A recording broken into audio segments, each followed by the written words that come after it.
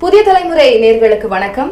We have a VVIP here with us today, Honorable Cabinet Minister of Ports, Shipping and Waterways. He is also the Cabinet Minister of Ayush. We have Sarbanand Sonawalji avargal. Vanakkam and namaste sir. So how are you today?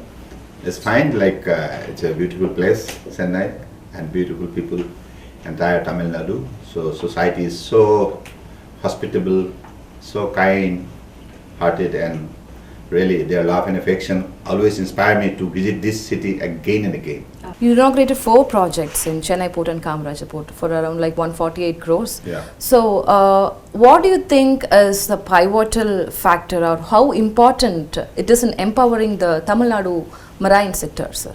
Of course, as you know, Honorable Prime Minister, when he has, launched this very flagship program, Sagramala. So under Sagramala program, altogether, after going through detailed survey, techno-economic survey across the country, and also taking all the other stakeholders like state government, state maritime boards, and other stakeholders like private players also on board.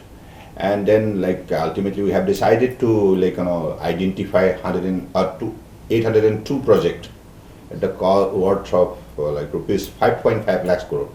That was identified. Ultimately, then we have decided to implement it within a time frame, mainly to modernize the port facilities, port-led industrialization, port-led connectivity enhancement, coastal community development, coastal shipping and inland waterways. So these are the 5 pillars chosen under this particular program. And ultimately in the last 9 years, whatever had been done, that has empowered us in many ways, and also it has enhanced the efficiency of the port, capacity of handling cargo, and also reducing the turnaround time. So that way all the major ports become globally competent to handle any kind of challenges, particularly in the EXIM trade, coastal shipping, and also inland waterways. Transformational flagship program and initiative, and right policy and program in place. So that is why he is helping every part of the country to grow faster. Yeah, coming to port-related future plans, do you think the Chennai port has adequate facilities, or it need to be enhanced? If yes, in what ways? Look, Chennai has already established its merit through performance. Kamaraja and Chennai, now it is a combined, as you know. So this combined achievement, it has already recorded up to 13.1% growth. Okay. So this is again justified that how Chennai port is performing, how it is progressing, because of the incorporation of the technological support, and also modernization, mechanization, digitization. So I believe in the future course of action, whatever facility need to be added in this entire port operation system, that would be added. Okay. Because as per the demanding situation of the global maritime trade. So you promised that you would make Chennai port as an important hub of cruise tourism. Yeah. So what are the plans? Tell us more. Yesterday I had a very exciting experience. I've been to the terminal. Then I have seen that one cruise from Thailand. It is already encouraged at the Chennai cruise terminal. So bringing I think more than 600 passengers. So this is the success story they have already written, and in these years there is already recorded numbers of 85,000 passengers already landed at that Chennai cruise terminals. So this is the frequency of cruise movement have already taken place, and the near future, because the most of the global cruise liners, top global cruise liners, they are showing their keenness, interest to come to Chennai. That is why Chennai has enormous potentialities. Okay. And that is why we are also aiming to make Chennai as a cruise half of the country in the east coast. Yeah, maybe that's a very good initiation. And I would like to ask, like, we have 7,000 kilometers of sea surface, and we are using the seaways only for commercial purposes, right? When we can have the Fury continuous maritime passenger services from one city to another? Like that, this is happening because now, as you know, in the recent past, we had a incredible international cruise conference at Mumbai. Okay. That was last year. And we have invited all the leading players in the cruise sectors. And they have participated, and they have like promised that they are going to explore the available potential on the coastal sectors and as well as in the inland waterways. Okay. So this is how they have promised and have come into an agreement of many others like ports. So as a follow-up, under the dynamic leadership of Honorable Prime Minister, how in a January 13th, world longest river cruise was flagged off at Benares and ultimately targeting to reach Dibrugarh, covering the length of 3,200 kilometers and crossing the 27th river system and crossing through protocol route of Bangladesh. So this is how the cruise activities has boasting throughout the country, and ultimately I am looking a very bright futures of Indian cruise industry to grow, and particularly this is how industry of tourism and also the cultural assimilation and also people living on the both bank of rivers as well as on the coastal district, they will all be benefited because the young generation will be skilled to handle this kind of global cruise, and also they will be given opportunity to earn their livelihood, and through skilling they will be efficient enough for employment and entrepreneurship. So this is how this been taken up. We are looking forward to, because we are peninsula and down south we are there in Tamil Nadu. So we are looking forward to that too. And for your information, let me add one more point. Yeah. And we have also added few more projects in the last our Apex body meetings in the Sagarmala. There we have decided for the holistic coastal district development. Okay. We'll identify some numbers of skin from the coastal states. Okay. So accordingly we have selected, we have identified 112 numbers of project in Tamil Nadu itself. Okay.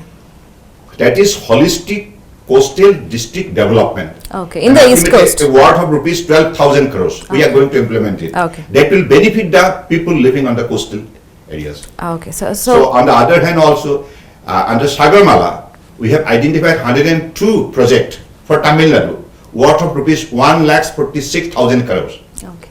So this is what, under the dynamic leadership of Honorable Prime Minister Narendra Modi ji, we are all developing the shipping industry and also coastal shipping and also cruise, river cruise and coastal cruise. This is how the entire industry is growing faster. Okay, I wanted to ask, National Technology Center for Ports, Waterways and course it is to be set up in IIT. It is said that it is going to provide solutions for the challenges that is being faced in ports and shipping activities. So in what ways, what are the factors? Because whatever challenges we face in this industry, they are going to give a technological solution out of their expertise. So this particular institution become a very global standard institution, and out of their presence, their guidance, because they will always play as our knowledge partner for shipping industry. Okay. And in the near future, whatever hardship, whatever challenges we will face, they will bring the solution, technological solution. Okay. Yeah. So what is the current status of Chennai Port and Madurai elevated corridor? Yeah, because we are going to award. We have been expecting it for a long time. It's been very long. All the issues have been addressed effectively. Okay. Now we are going to award the contract by June, first week of June. When it will be completed, we can expect? With 2025. Yeah, 2025. Okay. Yeah. So tell us more about the Chennai Vladivostok Maritime Corridor, that project. Yeah. What's the deal about it? One, and we're under the direction of Honorable Prime Minister. Now this ministry is taking up with the Ministry of concerned Ministry of Rasa. So now the matter is under discussion now, and this will be one of the shortest sea route connecting Vladivostok to Chennai. covering the distance of 5,500 nautical mile within the 10 to 12 days time. So this will be the shortest way, and this will be the most potential like sea route, international sea routes. And I believe if it is like made into reality, then definitely it would be like one of the kind of biggest benefit, not only people of the country but also the people of Chennai and the Tamil Nadu and the entire this part of the country. Okay, I would like to wind up with the two short questions. You are also the Minister of Ayush, which is very new to our India. Like during the COVID period, how important or how pioneered the system that Siddha medicine practices was during the COVID period? Yes, Siddha have done a splendid job, particularly for the prevention of disease and preservation of human health and promotion of human health.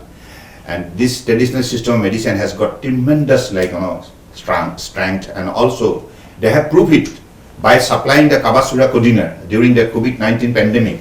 How did they handle asymptomatic, mild and moderate? To that level of patients they have handled so effectively, and they have proved that this system is very, very effective, and this is very, very useful for human health preservation, and also help the large numbers of people across the country and also across the world also. So through their supplement of their medicine.